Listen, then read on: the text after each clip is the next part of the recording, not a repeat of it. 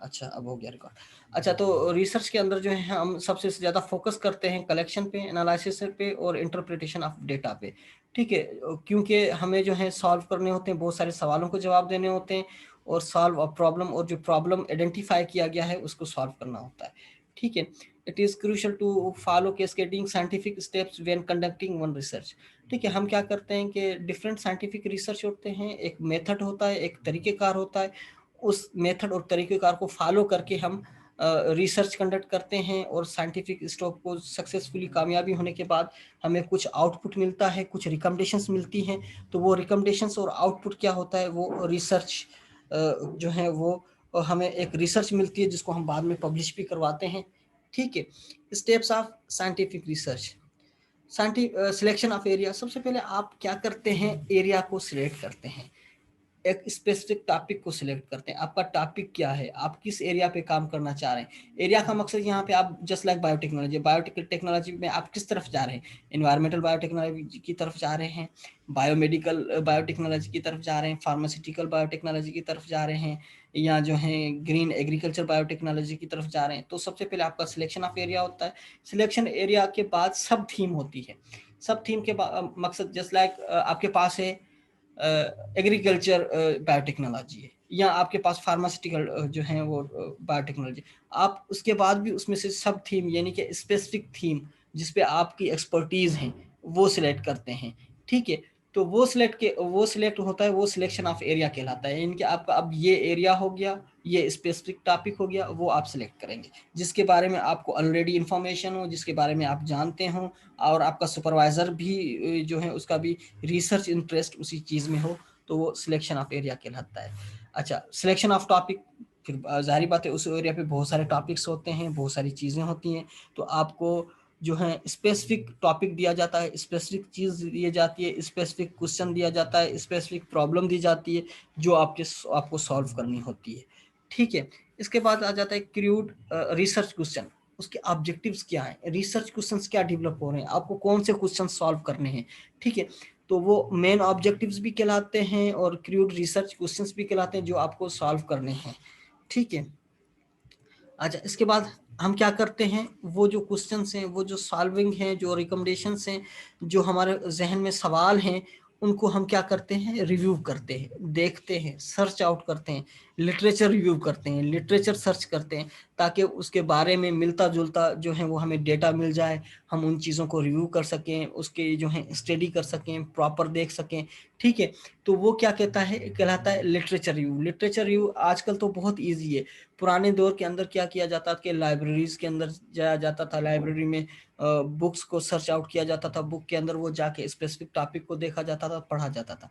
लेकिन आजकल के अंदर जो है वो दुनिया बहुत ज़्यादा फास्ट है। आप जस्ट लाइक आपके पास पीसी भी नहीं है, आपके पास लैपटॉप भी नहीं है, आप जस्ट लाइक इस मोबाइल के अंदर जो है, मोबाइल हैं, आईफोन्स वगैरह जो हैं, सेल फोन है, तो उन पे भी आप रिव्यू लिटरेचर कर सकते हैं, डेटा को सर्च कर सकते हैं थ्रू द गूगल। ठीक है, आप ब्राउजिंग करके डेटा को सर्च कर सकते हैं और जो है डेटा सर्च करने के बाद आप उसका रिव्यू कर सकते हैं।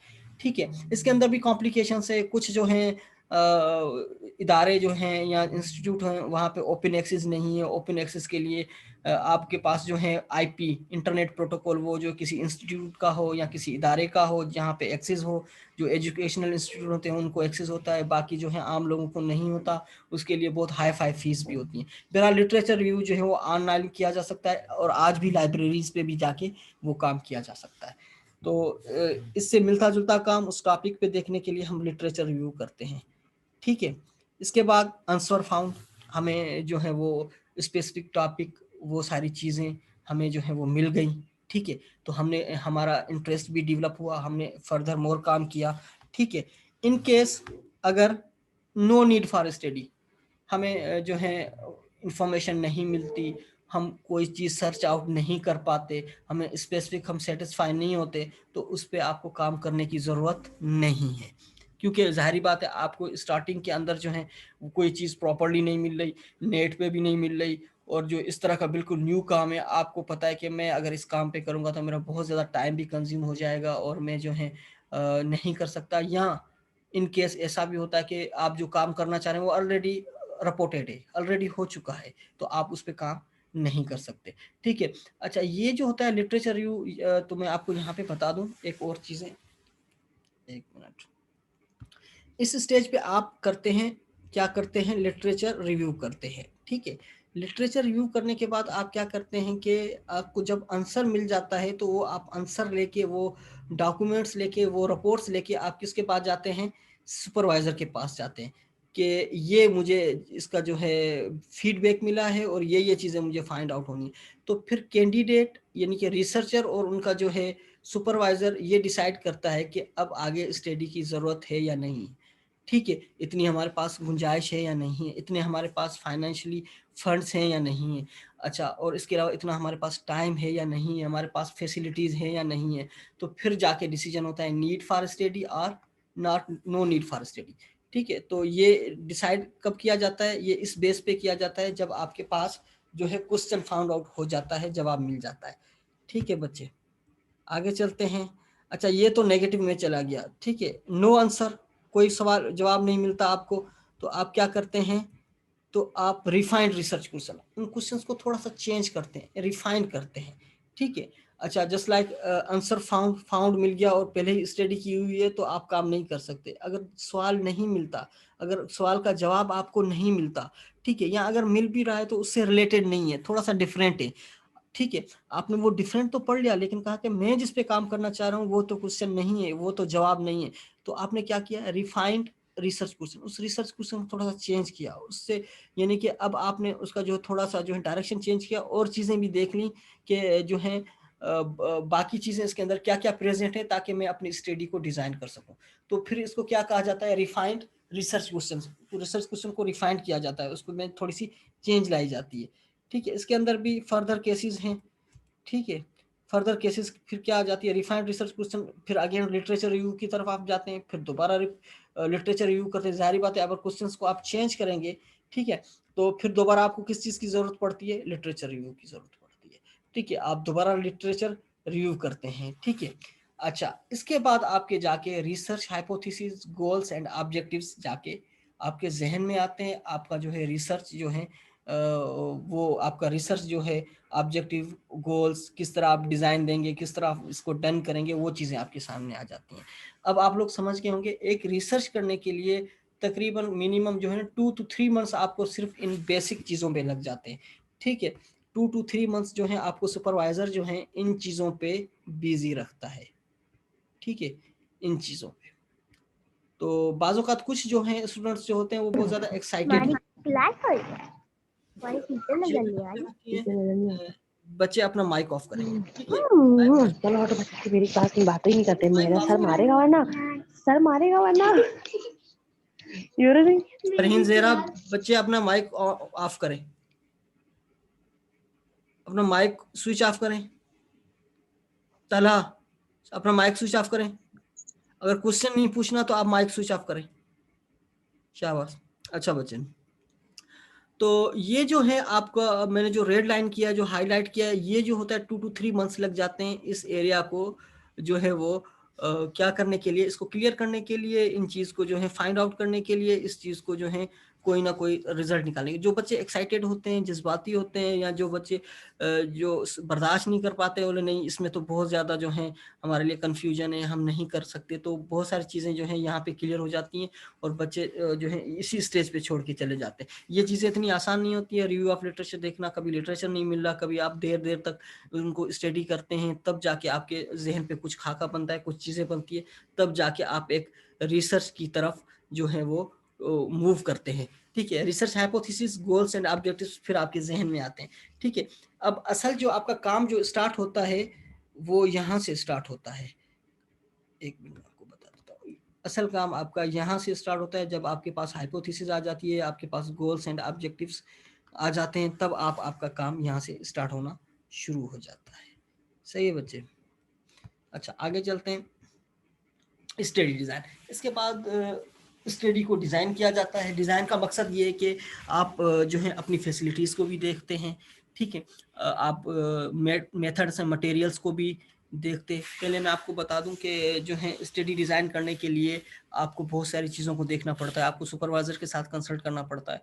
ठीक है, जो आप लीडर है उसके साथ आपको जो है ज्वाइन करना पड़ता है। वो आपको डिज़ाइन करने सिखाता है, किस तरह आप डिज़ाइन करेंगे, किस तरह काम करना किया जाता है। उसके बाद फाइनेंशियली फंड्स या सपोर्ट्स को देखा जाता है कि आप या खुद इंडिविजुअल इतने स्ट्रांग हैं कि आप जो है ये तमाम अफोर्ड कर सकते हैं, या आपको सुपरवाइजर किसी प्रोजेक्ट के अंदर इन्वॉल्व कर लेता है ताकि आप जो है प्रोजेक्ट के साथ साथ अपने जो है स्टडी पे भी फोकस करें।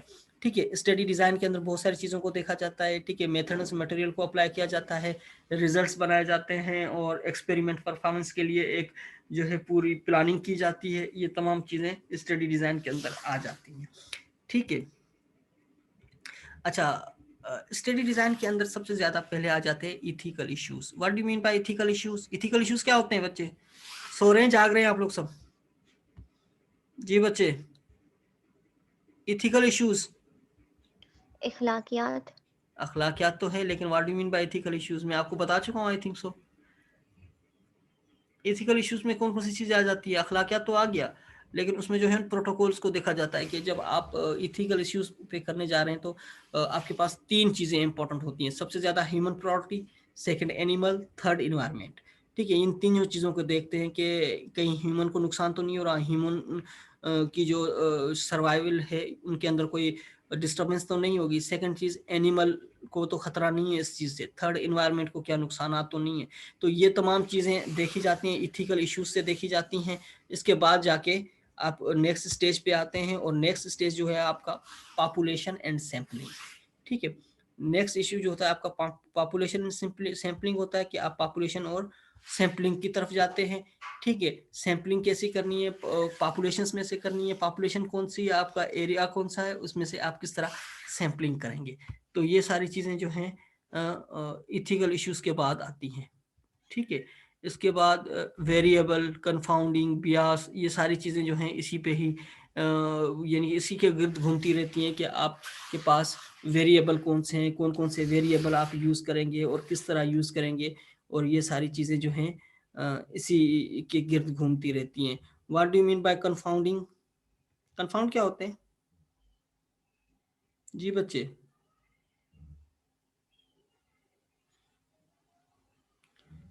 सब सो रहे हैं, सब सो रहे हैं। मैं इसीलिए बार बार पूछ रहा हूँ ताकि आप लोग जो हैं इसमें इसमें जो है पार्टिसिपेट करें। कंफाउंडिंग का नहीं पता आप लोगों को? सर रिजल्ट्स को बोलते हैं। जी बच्चे, रिजल्ट्स को बोलते हैं। रिजल्ट्स को? कोई और? कंफाउंड क्या होता है? कंफाउंडिंग असल में कंफ्यूजिंग से निकला हुआ है। कंफ्यूजिंग जो है रिजल्ट्स इस तरह के आ जाते हैं जिसमें आप वेरिएबल्स इस तरह होते हैं जो आपको कंफ्यूज भी कर देते हैं। उनके जो है डिफरेंट कॉम्प्लिकेशंस आ जाती हैं। ठीक है, उन चीज़ों को जो है वो किया जाता है। अच्छा, वेरिएबल्स कौन कौन से यूज़ होते हैं? वेरिएबल्स अगर आपने बायोस्टेट पढ़ा हो तो उसके अंदर डिफरेंट वेरिएबल्स का यूज़ किया जाता है। एक्स, वाई या बाकी जो वेरिएबल्स होते हैं उन वेरिएबल्स को जो है वो किया जाता है। उसके बाद आता है ब्याज। ब्याज का मकसद क्या होता है जी? डिस्क्रिमिनेशन। ठीक है, तो बहुत सारे जो है डेटा के अंदर बहुत सारा जो है एक किस्म का कॉम्प्लिकेट माइंड बन जाता है। उसके अंदर बहुत ज़्यादा चीज़ें जो है वो गड़बड़ करने लगती है। पॉपुलेशन सैम्पलिंग के अंदर कुछ जो इस तरह के बच्चे होते हैं वो ऑनेस्टी पे काम नहीं कर रहे होते। इसका मकसद ये होता है कि काम तो कर रहे हैं लेकिन रिजल्ट्स आपके पास पॉजिटिव्स नहीं आ रहे। तो इस बेस पे भी जो है वो जो है यहाँ पे जो है बहुत ज़्यादा परेशानियाँ होती हैं, बाज़ औक़ात कन्फ्यूजन्स भी क्रिएट्स होती हैं। ठीक है, अच्छा, इसके बाद आ जाता है research tools. What do you mean by research tools? Research के अंदर कौन कौन से आप टूल्स यूज़ कर रहे हैं? टूल्स का मकसद ये है कि आप कौन कौन सी फैसिलिटीज़ को जो है वो एक्सेस कर रहे हैं। ठीक है, लैब के अंदर जो हैं कौन कौन से जो हैं टूल्स है? सेंट्रीफ्यूज है, जस्ट लाइक ऑटोक्लेव है, just like safety cabinet chamber है। ठीक है, इंक्यूबेटर है, या इस तरह के जितने भी रिसर्च टूल्स हैं वो कौन कौन से हैं और कौन कौन से यूज़ किए जा रहे हैं। सही है बच्चे, 1 मिनट बच्चे आप वेट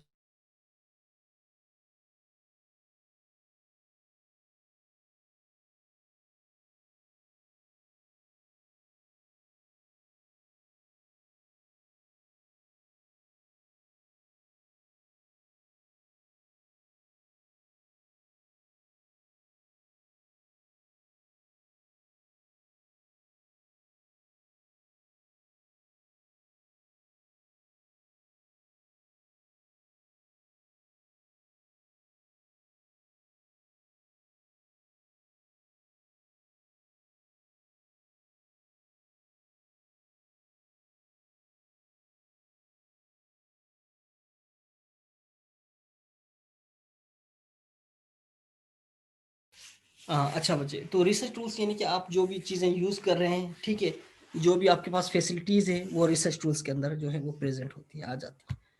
ठीक है बच्चे, आगे चलते हैं। What do mean bye pilot study? Pilot study यानी कि वो काम जो आप करने जा रहे हो, जो आपको ऑपरेट खुद करना है, ठीक है, जो क्रूशियल काम होता है, जो कि काम के रिजल्ट्स जो आ जाते हैं वो पायलट स्टडी करते हैं, ठीक है, according to work plan. Even आप जो काम कर रहे हैं वो वर्क प्लान के मुताबिक जा रहे हैं, या उनके अंदर बास का चेंज भी लाया जाता है। चेंज किस तरह लाया जाता है? जस्ट लाइक किसी स्टेज पे आपको आके कुछ मेथड्स के अंदर चेंज करना पड़ता है, या फैसिलिटीज़ नहीं है, या उसमें प्रॉपर रिजल्ट नहीं आ रहे, इन्वायरमेंट सही नहीं है, जस्ट लाइक आप field trial to lab trial की तरफ चले गए, तो इस स्टेज पे आके वर्क प्लान में थोड़ा सा चेंज भी किया जा सकता है, ठीक है। अच्छा, कलेक्शन ऑफ डेटा, आप इसके बाद जो है कलेक्शन ऑफ डेटा जब करते हैं तो डेटा को प्रॉपर्ली कलेक्ट करते हैं, और कलेक्शन के अंदर भी जो है आप वेरिएशन रखते हैं, ठीक है। अब ऐसा नहीं है कि मैं 1 साल के अंदर पूरी कलेक्शन कर लूंगा, इस तरह नहीं होता। अगर जस्ट लाइक आपको 4 साल दिए गए हैं स्टडी के लिए, तो आप 1 साल आपने कलेक्शन की, ठीक है। मैं आपको इसमें एक एग्जांपल देता हूँ। जस्ट लाइक आपने कलेक्शन शुरू कर दी, जस्ट लाइक किस चीज़ की, अच्छा एलजी की कलेक्शन आप जस्ट लाइक कर रहे हैं। एलजी की कलेक्शन आपको पता है कि मार्च टू जून जुलाई तक ये क्रूशल डेज होते हैं, जिसमें बल्क क्वांटिटी के अंदर और न्यू जो हैं एलजी जो हैं वो पाई जाती हैं बीच पे, ठीक है। तो बीच पे ये पाए जाते हैं, ठीक है, तब जब के हम कलेक्ट करते हैं। लेकिन अभी जब हम जाएंगे इस सीजन के अंदर, जनवरी के अंदर, हमें एलजी मिल तो जाएगी लेकिन उसके अंदर वेरिएशन नहीं होगी, ठीक है, उसके अंदर चेंज नहीं होगा, उसके अंदर जो है वो हमें चीज़ें नहीं मिलेगी जो हमें मार्च के बाद जो है मिलेंगी। तो इसलिए हम क्या करते हैं कि अब आप जो कलेक्शन करेंगे, कलेक्शन ऑफ डेटा, डेटा जब आप कलेक्ट करेंगे या सैंपल कलेक्ट करेंगे, तो आप क्या करेंगे, फर्स्ट ईयर आप क्या करेंगे, मार्च टू जुलाई तक आपने कलेक्शन की, नेक्स्ट ईयर भी आपने मार्च टू जुलाई में कलेक्शन की। अब ये 2 कलेक्शन है, दोनों कलेक्शन के अंदर आपको न्यू चीज़ भी कोई मिलेगी, और इसके अंदर कुछ चेंज भी मिलेगा, कुछ वेरिएशन भी मिलेंगी, ठीक है। इसके बाद वर्क प्लान के बाद आप collection of data, data collect करते हैं, ठीक है। डेटा मीन जब आप क्या करते हैं, जब डेटा आप ले आते हैं वो अरेंज्ड फॉर्म नहीं होता। आप क्या करते हैं, डेटा को इंटरप्रेट करते हैं, आप डेटा में जो है एनालिसिस करते हैं, उसको समराइज करते हैं, समराइज करके बाद आप क्या करते हैं, डेटा को टेबुलेशन फॉर्म में ले आते हैं। तो वो कैलकुलेशन, कलेक्शन ऑफ डेटा तमाम चीज़ों में इसी तरह जो है वो इंटरप्रेट किया जाता है। इसके बाद आ जाते हैं डेटा मैनेजमेंट। अच्छा, डेटा मैनेजमेंट के अंदर क्या आ जाता है कि सॉफ्टवेयर्स बहुत सारे आ जाते हैं, कौन कौन से आप सॉफ्टवेयर यूज़ कर रहे हैं, डेटा को किस तरह अरेंज कर रहे हैं, किस तरह समराइज कर रहे हैं। इवन वो सॉफ्टवेयर जो हैं एसपीएसएस हैं या बाकी हैं, वो रॉ डेटा बेस्ड है या समराइज डेटा बेस्ड है। रॉ डेटा बेस्ड का मकसद होता है जो भी आपने काम किया है वो रॉ डेटा जितना है वो उसके थ्रू इंटरप्रिटेशन होती है, या समराइज डेटा के थ्रू भी इंटरप्रिटेशन होती है। तो ये सारी चीज़ें किस में कहलाती हैं, डेटा मैनेजमेंट में। बच्चे बात समझ में आ रही है आप लोगों को, या मैं स्पीड के साथ बोल रहा हूँ, किसी को कुछ समझ में नहीं आ रहा? समझ आ रहा है। अच्छा, गुड। तो डेटा मैनेजमेंट के अंदर आपके डेटा के सॉफ्टवेयर्स आ जाते हैं, आपका जो है वो तमाम चीज़ें आ जाती हैं जिस पे आप जो है डेटा को एनालिसिस करते हैं, ठीक है बच्चे। इंटरप्रिटेशन, इंटरप्रिटेशन का मकसद ये होता है कि आप डेटा को चेक करते हैं, चेकआउट करते हैं, रिव्यू करते हैं, ठीक है। उस डेटा को आप किस फॉर्म में ले आते हैं, समराइज फॉर्म में ले आते हैं, ठीक है, या आप ग्राफिकल फॉर्म में ले आते हैं, टेबुलेशन फॉर्म में ले आते हैं, तो वो क्या कहलाती है, इंटरप्रिटेशन कहलाती है, ठीक है। इसके बाद आ जाता है रिपोर्टिंग। इंटरप्रिटेशन के बाद आप इन चीज़ों को रिपोर्ट करते हैं, राइट करते हैं कि आपको किस तरह राइट करना है। अच्छा बच्चे, मैं एक आपको यहाँ पे क्रूशियल चीज़ बता दूँ। क्रूशियल चीज़ ये है कि अगर आप जब भी डेटा को आपका डेटा इतना ज़्यादा अच्छा नहीं है लेकिन आपने उसको बहुत अच्छे तरीके से रिप्रेजेंट किया है, तो आप सक्सेसफुल हो जाते हैं और आपका पेपर पब्लिश हो जाता है। अगर आप का काम तो बड़ा अच्छा है लेकिन आपने उसको प्रॉपर्ली रिप्रेजेंट नहीं किया, टेबुलेशन फॉर्म के अंदर सही उसको रिप्रेजेंट नहीं किया, और जो है उसको जो है क्या कहते हैं ग्राफिकल फॉर्म में जो है आपने उसको सही रिप्रेजेंट नहीं किया, तो क्या होता है कि वो आपका अच्छा डेटा भी लो रिपोर्टेड हो जाता है और वो पब्लिश नहीं हो पाता। असल चीज़ होती है आप डेटा को किस तरह रिप्रेजेंट कर रहे हैं, ठीक है। तो डेटा को रिप्रेजेंट करने के लिए थोड़ा सा जो है आपको उस पर मेहनत करनी पड़ती है।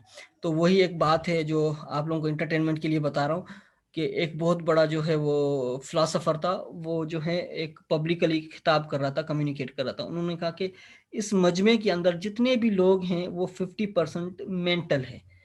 तो ज़ाहिरी बात है, तो सारे लोग तब क्या कि हम में से क्या सारे आधे लोग जो हैं वो मेंटल हैं, ठीक है। तो उसको जो है थ्रेट देने लगे और उससे लड़ने लगे। तो वो फिलोसोफर ने अपनी स्टेटमेंट चेंज कर ली, बोले मेरे कहने का मकसद ये नहीं था कि 50% मेंटल है, मेरे कहने का मकसद ये था कि 50% आप लोगों में से जो है वो बहुत ज्यादा हाई क्वालिफाइड, पढ़े लिखे, अच्छे लोग हैं। तो सारे लोग खुश हो गए। सिर्फ स्टेटमेंट चेंज की बात थी। अगर उसने पहले ही पॉजिटिव चीज बतानी थी तो लोग खुश हो जाने थे, उसने पहले ही नेगेटिव चीज बताई तो इस वजह से लोग जो है वो रंजीदा हो गए। तो हमेशा जो है प्रेजेंटेशंस जो होती हैं, जो आप डेटा प्रेजेंट करते हैं, वो डिपेंड करता है आपने उसको पॉजिटिवली किया है या नेगेटिवली किया है, पुअरली उसको जो है आपने रिप्रेजेंट किया है या वेल ऑर्गेनाइज के साथ आपको जो है उसको रिप्रेजेंट किया। तो डेटा इंटरप्रिटेशन के बाद चीज आ जाती है रिपोर्टिंग, आप किस तरह इसको रिपोर्ट कर रहे हैं, ठीक है। अगर देखा जाए मीडिया के अंदर भी आप लोग देखते हैं किसी इशू को, कोई बहुत बड़ा इशू हो लेकिन उसको प्रॉपरली रिपोर्ट ना करें, उसको ज्यादा हाईलाइट ना करें, तो ऑटोमेटिकली वो क्या हो जाता है, वो डिक्रीज हो जाता है, वो बॉटम में चला जाता है। लेकिन कोई इतना इशू नहीं हो लेकिन हम उसको बहुत ज्यादा हाईलाइट करें, बहुत ज्यादा उस पर जोर दें, तो वो ऑटोमेटिकली हाईलाइट हो जाता है, ठीक है। तो ये सारी चीजें जो है वो मैटर करती हैं इसमें समझने के लिए कि आपका जो डेटा है उसको वेल रिपोर्ट करें, वेल ऑर्गेनाइज करें, वेल जो है उसको रिप्रेजेंट करें, ठीक है बच्चे। तो ये आपका था एक पूरा स्टेप्स ऑफ साइंटिफिक रिसर्च, ठीक है। तो साइंटिफिक रिसर्च क्या क्या स्टेज है, स्टेप्स क्या होते हैं, और हमें किस चीज़ की नीड पड़ती है हम इस काम करने के लिए। अच्छा, सिलेक्शन ऑफ रिसर्च एरिया, ये जो है आपको मैं बता भी चुका हूँ इसके अंदर, फिर भी मैं आपको थोड़ा सा रिपीट कर देता हूँ। Selection of this broader entity of research is based on the following researchers, ठीक है। स्पेशलिटी हो, जारी बात है आप बायोटेक्नोलॉजी पे काम कर रहे हैं, ठीक है, लेकिन जो है आप रिसर्चर बन रहे हैं और रिसर्च आपकी स्पेशलिटी तो बायोटेक्नोलॉजी में, लेकिन आप चाह रहे हैं कि नहीं मैं तो काम करूंगा जोलॉजी के अंदर, एंटोमोलॉजी में जाके। अब जाहिर बात है आपकी स्पेशलिटी नहीं है इसके अंदर। या इसको इस तरह से ले लें कि आपका इंटरेस्ट जो है वो इन्वायरमेंटल बायोटेक्नोलॉजी की है में है, लेकिन जो है आपके कोई सुपरवाइजर नहीं मिलता, आपको कोई चीज़ नहीं मिलती, आपने कहा चलें आप कोई मिल तो नहीं रहा, मैं फार्मेलिटी के तौर पर मेडिकल बायोटेक्नोलॉजी में चले जाता हूँ, लेकिन आपकी स्पेशलिटी तो नहीं है उसके अंदर, आपका इंटरेस्ट तो नहीं है, आपको कुछ उसके बारे में इंफॉर्मेशन तो नहीं है। तो ये सारी चीज़ें स्पेशलिटी, इंटरेस्ट, साइंटिफिक बैकग्राउंड और एक्सपीरियंस पे आता है। अच्छा, अब यहाँ पे दो चीज़ें मैटर करती हैं, स्पेशलिटी और इंटरेस्ट तो आपको समझ में आ जाएगा आई थिंक सो, लेकिन साइंटिफिक बैकग्राउंड और एक्सपीरियंस आपको शायद समझ में ना आए, ठीक है। मैं इसको हाईलाइट कर देता हूँ, ठीक है। अच्छा, स्पेशलिटी आपको पता है कि आपकी जिसमें इंटरेस्ट हो, जिसमें स्पेशलिटी हो, जो आपको ज़्यादा नॉलेज हो, जिसमें आप इंटरेस्ट रखते हो, तो वो सारी चीज़ें स्पेशलिटी और इंटरेस्ट दोनों कवर कर लें। What do mean bye scientific background? Scientific background का मकसद ये होता है जिस पे आपने साइंटिफिकली काम किया हो, जिसकी आपने लैब्स भी की हों, जिसमें आपने रिसर्च का काम भी किया हो। हमारे यहाँ तो यहाँ ट्रेंड नहीं है, बाकी फॉरेन कंट्रीज़ के अंदर या डेवलप्ड कंट्रीज़ के अंदर ये ट्रेंड होता है कि बाज़ औक़ात सुपरवाइज़र अपना जो काम होता है रिसर्च का वो अपने स्टूडेंट से करवाते हैं। क्यों? ताकि स्टूडेंट्स के अंदर वो टेक्निक्स और स्किल्स जो हैं वो हाइलाइट्स हों, वो उसको प्रॉपर काम करें। लेकिन वहाँ के स्टूडेंट्स भी बहुत अच्छे होते हैं। यहाँ हमारे जो स्टूडेंट्स होते हैं ना, कहना तो नहीं चाहिए लेकिन मैं कह रहा हूँ स्ट्रेट फॉरवर्ड कि वो अनसीरियस, नॉन सीरियस होते हैं, ठीक है। वो हंसी मजाक में, स्पेशली जो हैं बॉयज़ की मैं बात कर रहा हूँ, तो वो नॉन सीरियस होते हैं, वो चीज़ों को सीरियस नहीं ले रहे होते। कुछ बच्चे बहुत अच्छे होते हैं, ठीक है, वो उन चीज़ों को बहुत ज़्यादा सीरियस भी लेते हैं और जो है बहुत ज़्यादा उन चीज़ों को जो है वो पिक भी कर रहे होते हैं और काम भी कर रहे होते हैं, मैनर के साथ काम कर रहे होते हैं। तो क्या होता है कि उनका साइंटिफिक बैकग्राउंड होता है, उनकी प्रैक्टिसेस होती हैं, वो जब लैब का काम ऑलरेडी कर चुके होते हैं, प्रैक्टिसेस कर चुके होते हैं, तो उनका थोड़ा सा बैकग्राउंड होता है, उनको पता होता है कि कौन सी चीज़ किस तरह हैंडल की जाती है, कौन से केमिकल्स को किस तरह हैंडल किया जाता है, कौन से माइक्रोब्स को या माइक्रो ऑर्गेनिज्म को किस तरह हैंडल किया जाता है। उनके पास एक्सपीरियंस होता है, डेवलप होता है, ठीक है। जस्ट लाइक हमारे पास 4-5 टीचर लैब करवा रहे हैं, ठीक है, और 4-5 टीचर जो लैब करवा रहे हैं वो डिफरेंट एस्पेक्ट्स पे करवा रहे हैं। लैब तो एक ही है लेकिन आपको पता चल जाता है कि ये चीज़ कहाँ पे यूज़ होती है, जस्ट लाइक बैलेंस कहाँ पे यूज़ किया जाता है, सेंट्रीफ्यूज कहाँ पे यूज़ किया जाता है, ऑटोक्लेव यूज़ करने के लिए क्या हैंडलिंग्स होती है, क्या ऑपरेशंस होते हैं, और जो है इंक्यूबेटर को मैं किस तरह जो है वो हैंडल कर सकता हूँ, या सेफ्टी कैबिनेट चैम्बर है हम, मैं इसको किस तरह यूज़ कर रहा हूँ। तो ये क्या कहलाते हैं, ये साइंटिफिक बैकग्राउंड कहलाते हैं। और एक्सपीरियंस क्या होता है, आप जितना उस पर काम करेंगे, जितनी बार काम करेंगे, वो आपका क्या कहलाएगा, वो आपका एक्सपीरियंस कहलाएगा, ठीक है। तो वो क्या करते हैं, बाहर की कंट्री के जो होते हैं टीचर्स, वो अपने स्टूडेंट्स को काम करवा रहे होते हैं अपने रिसर्च का। अच्छा बच्चा, आप जो है वो ये सेफ्टी कैबिनेट चेंबर के अंदर जाके आपको ये काम करना है, कल्चरिंग करनी है, आपको पोरिंग करनी है, आपको ये काम करना है। तो वो स्टूडेंट्स खुशी खुशी से ये काम कर रहे होते हैं, लेकिन वो टीचर को पता होता है कि अब इनका कितना साइंटिफिक बैकग्राउंड है, कितना अच्छा काम कर लेते हैं और कितना इनके पास एक्सपीरियंस है।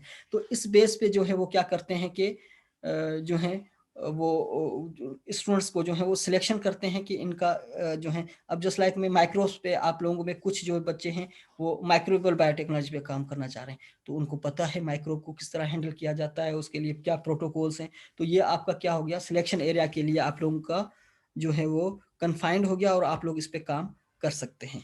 ठीक है। अच्छा, उसके बाद आ जाता है, एक minute, actual need for research in this area. अब इस पे जो है थोड़ा सा आप कन्फाइन करें, इसको देखें कि actual need of for research in this area, इस एरिया में आपको क्या नीड थी, एक्चुअल नीड क्या थी इस एरिया पे काम करने के लिए।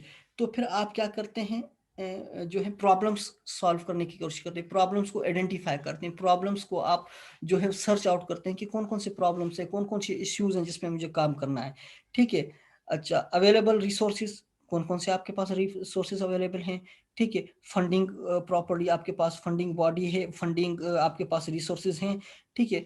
आप इसमें कितने रिसोर्सेज रिक्वायर होंगे, क्योंकि एक रिसर्च, पूरी रिसर्च कंप्लीट स्टडी करने के लिए आपके पास फंड्स होना लाजमी है, आपके पास फाइनेंशियल सपोर्ट होना लाजमी है, आपके पास कोई प्रोजेक्ट होना लाजमी है, तब जाके ये काम होते हैं। आपको पता है कि बहुत ज़्यादा केमिकल्स जो होते हैं बहुत ज़्यादा एक्सपेंसिव होते हैं, इवन इंस्ट्रूमेंट्स भी बहुत ज़्यादा एक्सपेंसिव होते हैं, और ये ग्लासवेयर हो गए और बाकी जो हैंडलिंग मेथड्स के जो आप यूज़ करते हैं चीज़ें, ये भी बहुत ज़्यादा महंगी होती हैं, एक्सपेंसिव होती है। तो ये तमाम रिसोर्सेज अवेलेबिलिटी पे देखा जाता है।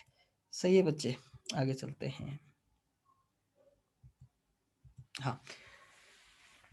अच्छा, इसके बाद देखा जाता है, किन चीज़ों को देखा जाता है, तो priority of a topic for research depends of the characteristics of the problem. Topic, problem का मकसद यहाँ पे टॉपिक है। ठीक है।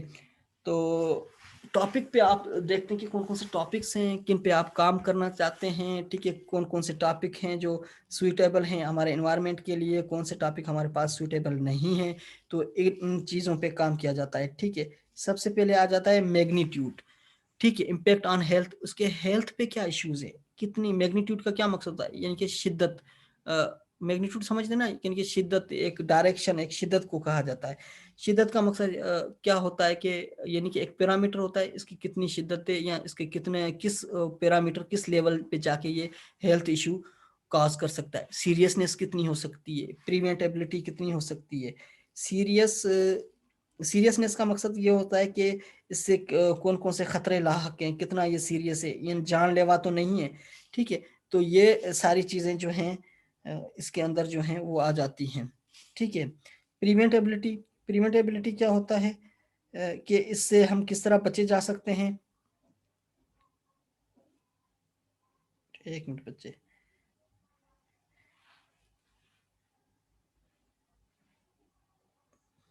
जी बच्चे, हाँ, किस तरह इसको हम बचे जा सकते हैं, किस तरह इसको जो है हम स्टॉप कर सकते हैं, स्ट्रेस कर सकते हैं। तो ये सारी चीज़ें जो हैं किस में आ जाती हैं, प्रीमेटेबिलिटी में आ जाती हैं। क्योंकि बाज़ों का तो ये तो नहीं है कि ये अनकंट्रोलेबल हो।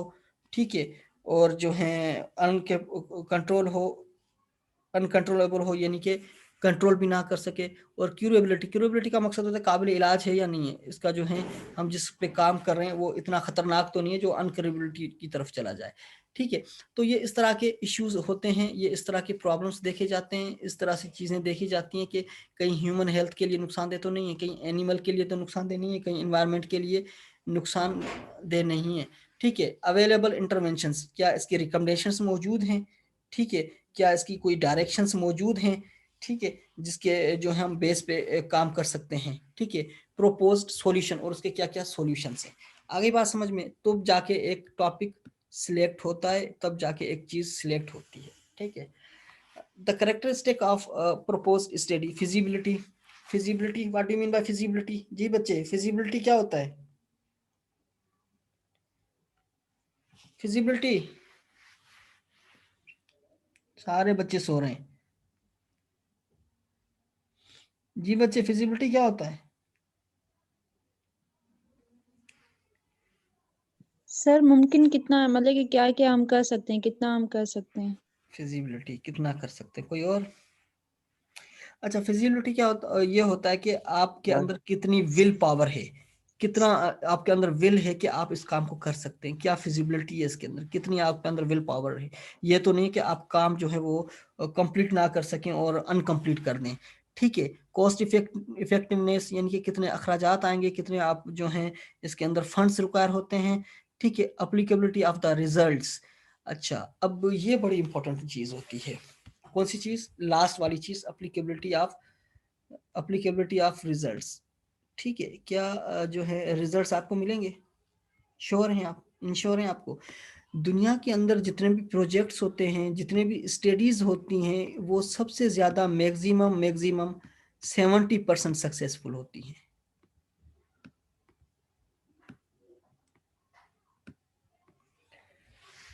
70% सक्सेसफुल होती हैं, बाकी अनसक्सेसफुल होती हैं। पता है आपको बच्चे, पता है?